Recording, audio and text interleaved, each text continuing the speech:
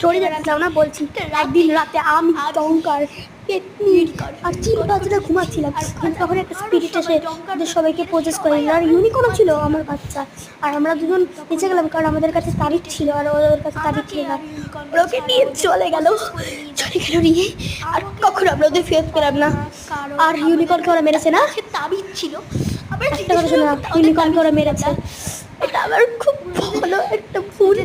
আবার ওকে তাবিজটা দিয়ে দেওয়া উচিত ছিল।